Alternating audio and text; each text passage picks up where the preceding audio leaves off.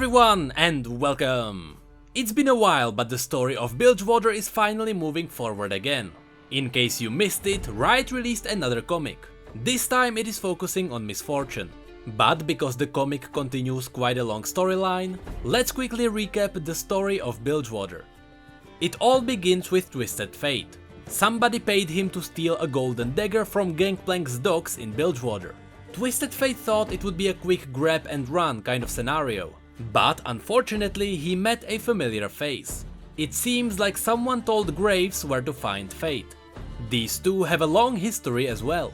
Let's just say that during one of their heists as partners, Graves got captured and Twisted Fate escaped, and Graves never forgave him for it. When these two finally met in Bilgewater after so many years of chasing, Graves knew there was no going back. There was no way he would let Fate slip between his fingers again.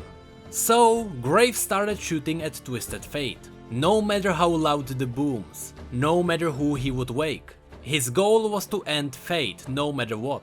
And of course, by doing this, he woke up the entire Bilgewater. And Gangplank, the man who enjoyed carving pictures into bones of still breathing men, would not be happy about this. So now, Gangplank's people were chasing TF and Graves, Graves was chasing Twisted Fate, and Twisted Fate was trying to escape the city. As a note, Twisted Fate's card teleportation is very limited. He needs to stay at one spot and focus at a nearby place where he wants to jump. This could be a difficult task when someone is unloading a shotgun in your direction. Eventually they are both captured and brought before Gangplank, who is ready to throw them overboard. Two things happen now. Number 1, it is revealed that Twisted Fate never betrayed Graves. Escaping was literally his only option and he regrets leaving Graves and their crew behind every day. He even mentioned that he is aware that their entire crew was killed because of him. The second thing is more important though. It is also revealed that everything was Misfortune's plan. She paid Twisted Fate to steal the dagger and she told Graves where to find him. Their encounter then created a distraction that gave her enough time to fill Gangplank's ship with explosives. So, after TF and Graves were kicked overboard his ship, it exploded. This marked the end of Gangplank's career as the king of Bilgewater. But Gangplank himself survived. With the help of his former lover Ilaoi and one of his doctors, all he had to sacrifice was his arm. TF and Graves also survived and they joined their forces once again. This story was followed by the Shadow and Fortune. This was a great story, but it wasn't my favorite because it didn't push forward the overall plot.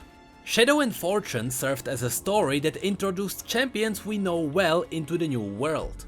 Champions like Lucian, Hecarim, Thresh and even Olaf finally got their spotlight here. But in the end, nothing really changes. The heroes of Bilgewater group together and fight back the Black Mist during the harrowing. And finally, this is where the new comic takes place. So let's see how the story continues. It all happened 6 months after Gangplank's ship exploded. After the death of their king, the city split among the 4 strongest crews: Crows, Harkers, Brags, and Misfortunes. Even though these 4 groups are at peace with each other, the city is still in a cannibalizing state, and Misfortune realized that things will get worse unless they have one leader again. She knows that she can't just kill the other leaders because other groups would simply replace them. She needs to somehow unite everyone through other means. The first act began with Misfortune approaching a conference room.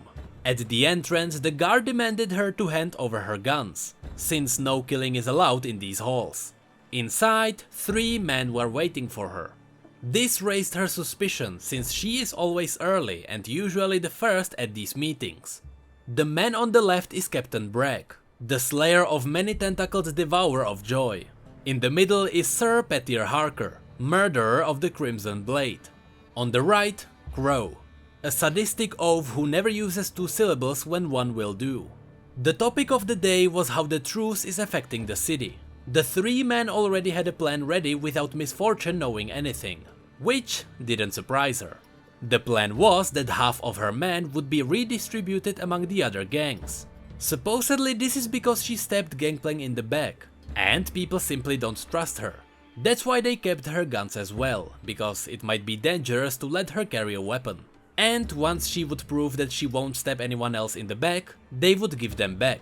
This is when Miss Fortune realized that they won't cooperate, so it seems like her only option really might be killing them. However, she is still aware that killing them will only let others to replace them, so she needed to find a different approach. Later we see Miss Fortune at Harker's mansion. She started by brushing off all business talk to hide her true intentions.